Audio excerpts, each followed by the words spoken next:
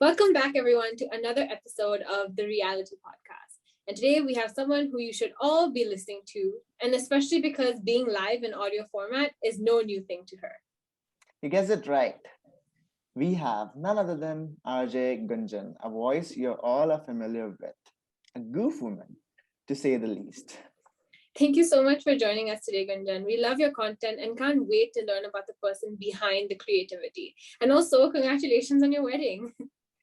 You guys are so sweet. Thank you so much for having me. Also, let me tell everybody we were trying to do this across 3 continents, and these guys were so accommodating with my timelines. And well, I'm so glad I could do this. Like, you guys are damn amazing, super professional, and I look forward to what this conversation brings about. Sounds good. Thank you so much for being here. So let's dive right into it. I wanted to start off with what is a lot of childhood dreams for a lot of young girls and maybe even young guys, but making it onto a pageant and representing your country on a very large platform. So what was your experience like taking part in Miss Supranational, and especially because you were only 23 then? How did it feel to be so young and represent the entire country? Yeah, it was amazing. But I have to say that, I came from a city called Agra, very small town. People used to not even talk in English. Like, my English teacher wouldn't talk to us in English, though we were in an English medium school. So I came from like a very, very small city.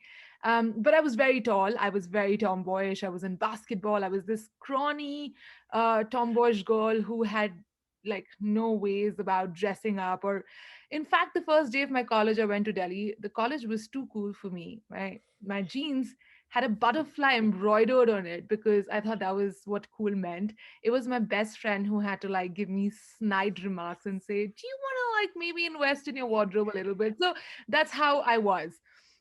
So when I was in college, I went for journalism, and things were like figuring out in life. I definitely wanted to move out of my city. I wanted to go pursue stuff, and it was just like this. I think it's the age or something that happens, and I was like, I don't know what I want to do, but I want to do something. So I wanted to be a doctor. Didn't go that route. Wanted to be air hostess. Didn't go that route. Sort of went that route and got through a airline college, and they were like, your college is only for 3 days. What do you want to do for the rest of the time? And my dad looked at me. He's like, you sure you want to leave medical for this? Like, this is great. And I was like, yeah, I'll figure it out. And then I started applying for journalism colleges only as a backup, because I was like, what will I do with my free time? And didn't realize that's where life was heading. So Mhm. got through colleges. And then while I was in, not actually while, but after I got through college and I started working really early. I'd interned with a bunch of publications. I'd worked for a PR company.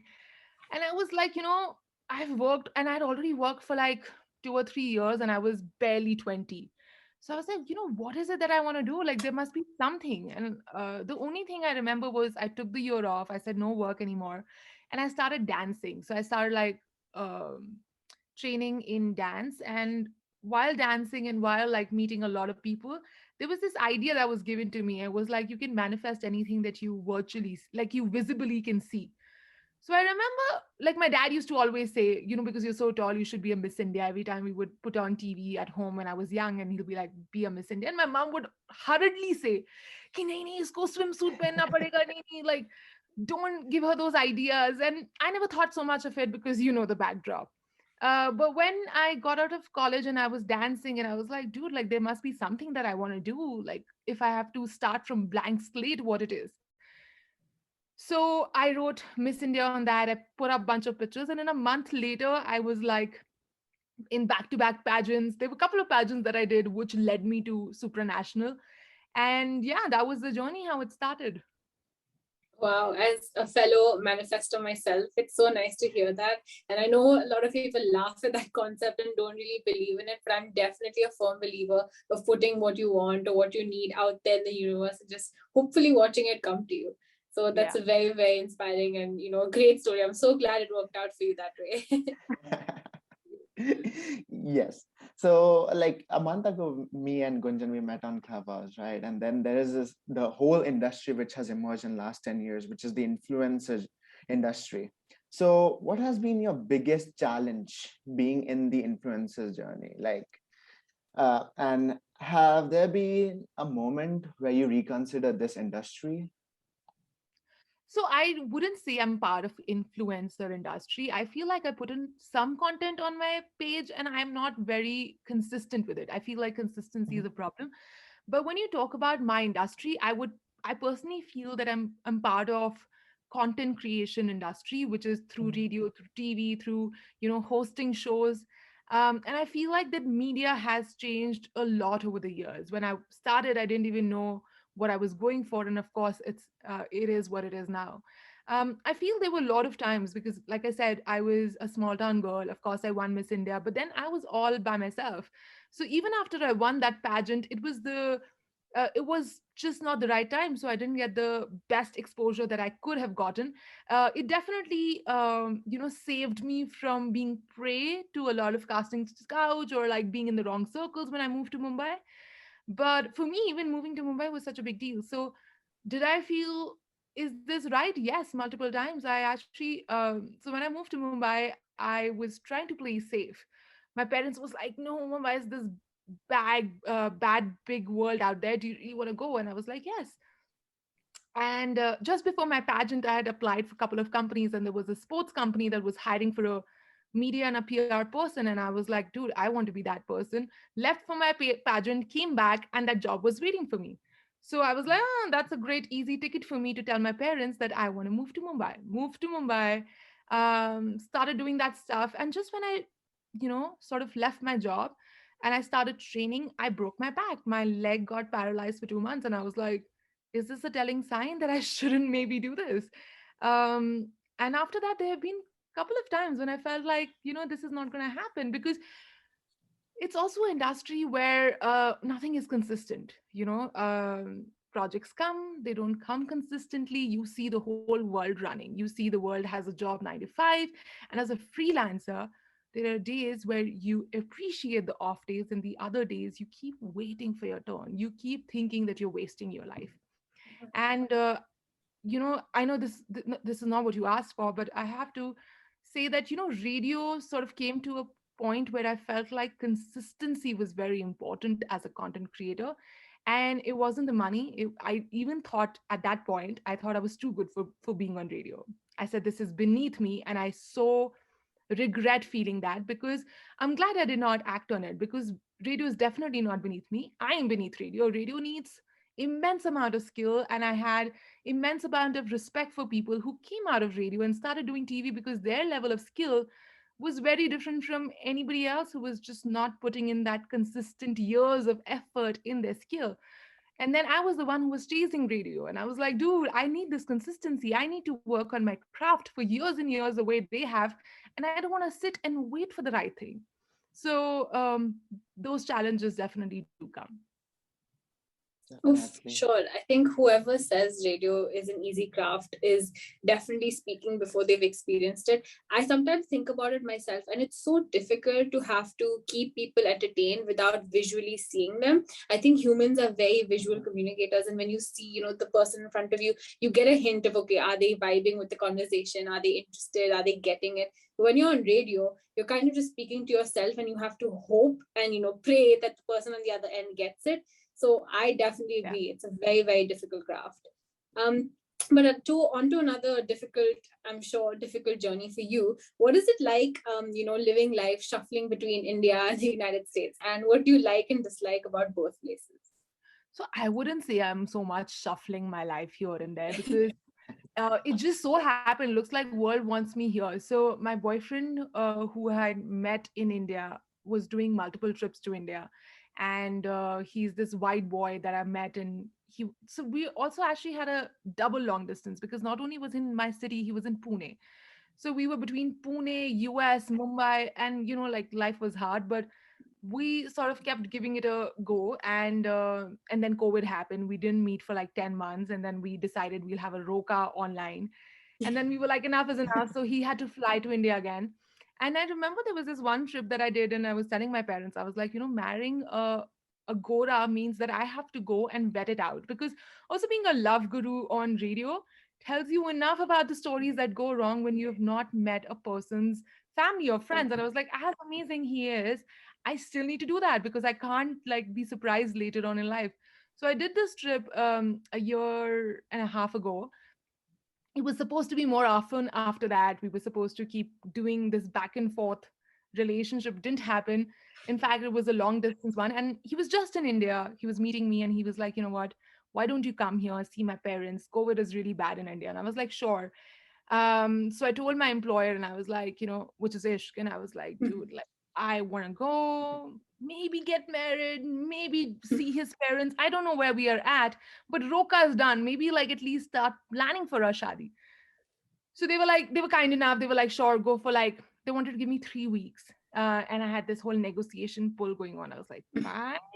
So give me 6. So I came actually for 6 weeks with 5 tops and all winter clothes. And this is like the life for like last 2 years for me. Wherever I go, I'm stuck with like 5 or 6 things.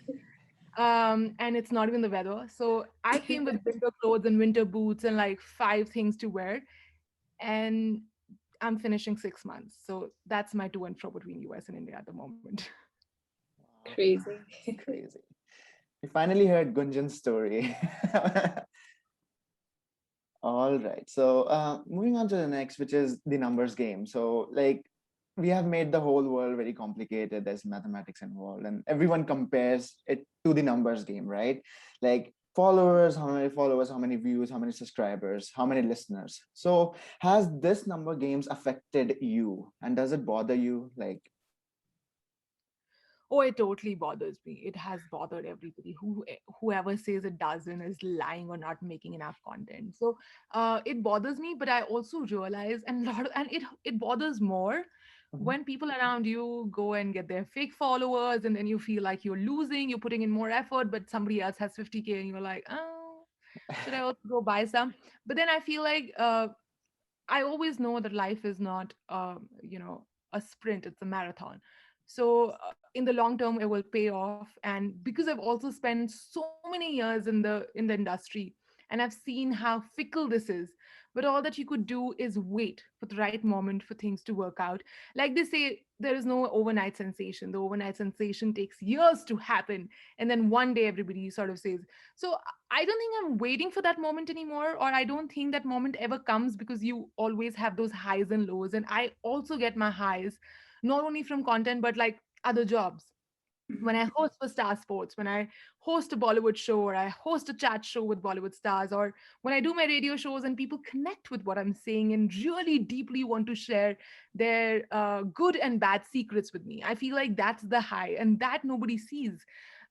Which for me, so there's a second side of that. So it's just not how much engagement I have on my post, but how people are really reacting to my content, which sort of works for me. For sure. And I think it's also worth knowing that with social media and this online world, so many times you don't know what impact you are making on someone's life. So a lot of times someone might have seen your content, really enjoyed it, but maybe they didn't like it, or maybe they didn't leave a comment. Doesn't mean that it didn't still bright up their day, or they didn't have a smile on their face because of it. And I think it's time more people realize that it's a lot more than what comes to your face and what you see on a screen in front of you. It really is about doing what you love, and then having the people who are watching that content get that. And so I think on a final note, I wanted to ask you, going back to the first question I asked. So, you were so young when you started off. You said at the age of 20, you already had, I think, two different job experiences. So if you could go back in time and speak to a much younger Gunjan who was 20, 23, much like the age of all of our listeners here, what advice would you give yourself, and what would you want to remember? Um, I'm really proud of myself for the hustle that I put in. And I feel like people at that young age definitely should, because you just don't know failure enough at that point in time. It's the first time you're working on your body. This is the first time you're working on your career. It's the first time you are figuring out what friendships mean. And I feel like at every aspect of your life, the kind of the kind of force with which you can go at, do not let it go for waste.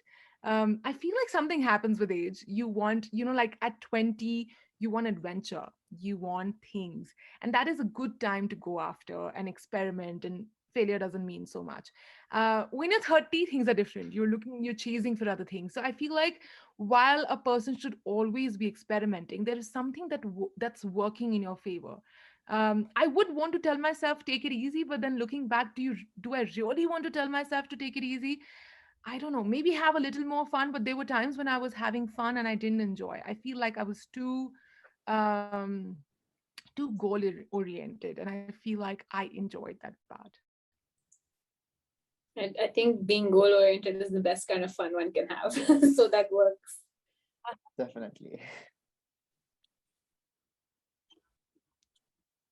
Um, Yeah, so that was the end of the first section of our conversation, which was much more on the serious side. But moving on to the next, which is the spill the tea segment, which is where we put on some wacky questions for our listeners. And yeah, let's move on with that section. All right, Yeah, sure. cool. So Anushka, you wanna go with the first one? Sure. So, Gunjan, would you rather have bright red hair or bright blue hair? You can tell me what I want. I think my social But media. we're saying bright, so that's like you have to imagine like a bright red or a bright blue. I think I'll go with bright red. Bright red. Okay, Red is, one step closer. yeah. Okay, good. So if you have to name your ship, what would you name it? Gunjan or Jong-gun? Wow. We never did, but I think Gunjan, somebody had given us this name. So I think I'll just stick to that. Good stuff. So, Disneyland or Universal Studios? Your preference? So I've not been to Universal Studios, definitely been to Disneyland, and I think that's my pick. Okay. Gotcha. Instagram, YouTube. I'm adding a new one, which is Clubhouse. So amongst three. I hate Clubhouse. I hate it now. I don't know. The problem is that I don't know if people don't have jobs. I'm like very rude for saying this, but this is exactly what I want to say. How do people end up staying 8 hours on Clubhouse? I can either be a working person and go to my job and do my stuff and cook and clean and like work out, or I can be in Clubhouse and I feel like it's exhausting. Clubhouse is exhausting. Definitely. YouTube I love, but I also feel I have not connected with YouTube as much as I could have. So of course, Instagram, my first love. Great. So, on that topic, if you had to pick one of your YouTube videos for everyone to watch and for it to go viral, which one would it be? Oh, I love this video. That was also my first video that I ever did on YouTube. It did also well. It was about, wait, do I remember the title? It was something about like 10, like 10 advices or 10 things successful people do or something. And I felt like that is my jar of treasure. Mhm. It's right there. There are very Yes. few people who want to go look for it. I've compiled it. I'm also like huge on autobiographies. Like I've read so many biographies of successful people. I'm like a sucker for going out because for me, one of the big things is, like I said, visualization. You should always be chasing who you want to be. So when I look at people who I want to be and I idolize them, I'm constantly listening to their interviews or what they're saying and, remembering their bits and pieces. And I feel like that video sort of encapsulates everything you can do as a 20-year-old to Mhm. change your life. Some of the characteristics and values that you can instill in your life, things like a to do list, a visualization, how to look for people that you sort of like I also said that now you don't have to read books. You have Instagram. If there's somebody out of your town, your city who did amazingly well, go stalk them, see them how they looked 5 years ago, and see where they've come, see what they've done, and then that would give you a blaringly clear image of how to go about things and how to be easy on yourself if you think you're not so perfect as yet. For sure. I have this funny phrase that I say a lot: stalking is the best way to start talking. And that's probably how stalking was going. You should always know enough about the person, and there's bound to be a conversation starter somewhere in there.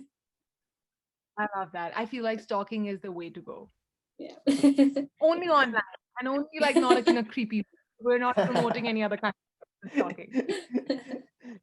Definitely. Okay, moving to next. New York style.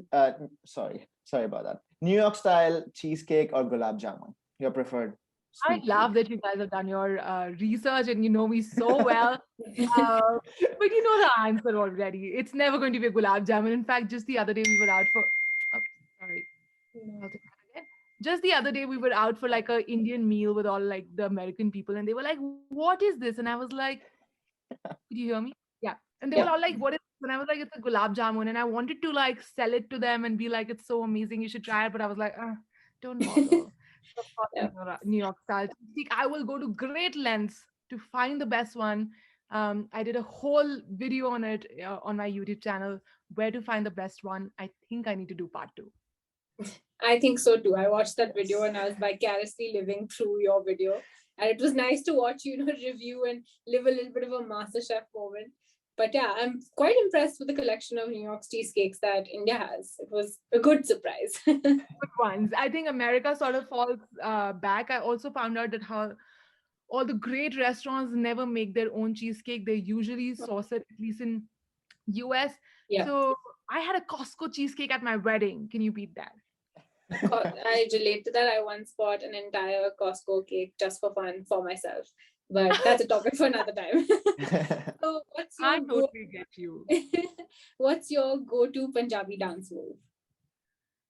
But it's a podcast. How will they see it? We're gonna post a video as well. We do both. I think I was ready for a video. Oh. Came in my night suit. My Punjabi. I think this one. Like I love the Uncle G. I think everybody gets this. Yeah. It's a good move to bring people in, to be nice and warm and say, "Come on, join. I'm having so much fun. Don't you want some?" Like I think. Yep, the most simple is always the best. Uh-huh. Yes. So audio content or video content? Oh, wow. I don't know. Maybe audio. Like video was always my first choice. I'm such a video content person from get-go, from day one. But I think my life around audio, I think people just connect to audio on a different level altogether. They see your soul. Yeah. Can't lie. Like I remember like when I was at Ishq and I had gone through a breakup. And I was like, why am I in a Ishq studio? My radio station was called Ishq. And I was like, why am I in Ishq? Like there were all these red roses and red hearts. And I had to talk about this relationship show in the midnight. And I was like, this is the last thing I want to do. And literally my colleagues would walk past through the studio and they would see me like wipe away my tears between songs. And they'll be like, are you okay? And I was like, yeah, this is therapy. This is working out. Oh my god, that I can't imagine what that must be like for you. But that's another, kudos to you. Another great example of how difficult the craft really is. You need to push through and be there for your listeners, no matter what is going on in your personal life. And that's a huge Yes, sacrifice only to be made for the craft that you really love. Yeah. definitely. I'm sure people do it a lot more than I did. Like nothing. And I've seen Indian radio pushes it to a next level because I've heard to American radio, they're like doing okay. But Indian radio, they just take it to a next level. Like they just connect it somewhere in the heart. I know. I know. There's Yeah. something about it. I feel like it's it's one thing to say it's radio and it's another thing to experience it. It does something else to you. Plus the ads are so creative, like you won't feel bored. Like the same ad, if you watch it on the TV, you'll be like, okay, I've seen this. But every time you see it, listen to it on radio, it's completely different. Yeah, the radio I, jingles are the way to go. I agree. Yeah. Well, unfortunately, all good things have to come to an end. And those are all the questions we had for you today. So thank you so much again, Gunjan, for your time. I'm sure our listeners had a blast listening to you, getting inspired from you. And if they should take away anything from this video, it's to go check out your video on the best cheesecakes in India, because that will throw them into a spiral. And you guys were amazing, so professional, so thorough, so much research, so much background that you guys have done before doing this interview. I am so impressed. You guys are giving a run for their money to the professional podcasters out there, because what, you guys are 20 something and already killing this. I am scared of what's coming. The competition is tough here, but I'm glad you guys are here. Thank you Thank so you much. so much. Thank you so much, Gunjan.